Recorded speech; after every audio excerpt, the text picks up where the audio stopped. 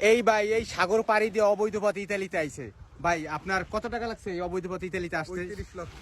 35 লক্ষ টাকা দিয়েছে। আসলে আপনার মানে কি কি সমস্যা হয়েছে? ভাই লিবিয়া দিয়ে মূল কথায় ভাই কেউ আসবেন না, লিবিয়াতে অনেক কষ্ট, কারণ লিবিয়ার মানুষ ভালো না, কারণ এরা মানুষরা আটকাইয়া নির্যাতন করে টাকা নেয় দালালে দালালে আপনারে বলবে যে আসেন ভাই, আসার পরে বুঝবেন খেলা কারে কয়। আসলে আমি আপনাদের কিন্তু সবসময় সতর্ক করি যে এই অবৈধ পথে কেউ আসবেন না। আজ দেখেন এবার 35 লক্ষ টাকা লাগছে। এখন আপনার বাবার কি আছে 35 লক্ষ টাকা? আপনার কি অ্যাবিলিটি আছে 35 লক্ষ টাকা? ওনার তো 35 লক্ষ টাকা আছে, আরো মানুষের বেশি যায়, আরো বেশি যায়। আর নির্যাতন মায়ের এগুলা তো ফাও ফ্রি, কানবেন ফাও। তো এই জন্য আমি বলি যে এই অবৈধ পথে কেউ আসবেন না। দেখেন এই বাইর 35 লক্ষ টাকা গেছে, তাই এবার বাপের আসলে দেখা মনে করেন যে উনি আপনার আসতে পারছে বা ওনার বাবা টাকা দিতে পারছে। এখন আপনার বাবার কি 35 লক্ষ টাকা আছে? আমার বাবার কি 35 লক্ষ টাকা আছে যে এই সাগর পাড়ি দিয়ে আসবো অবৈধ পথে?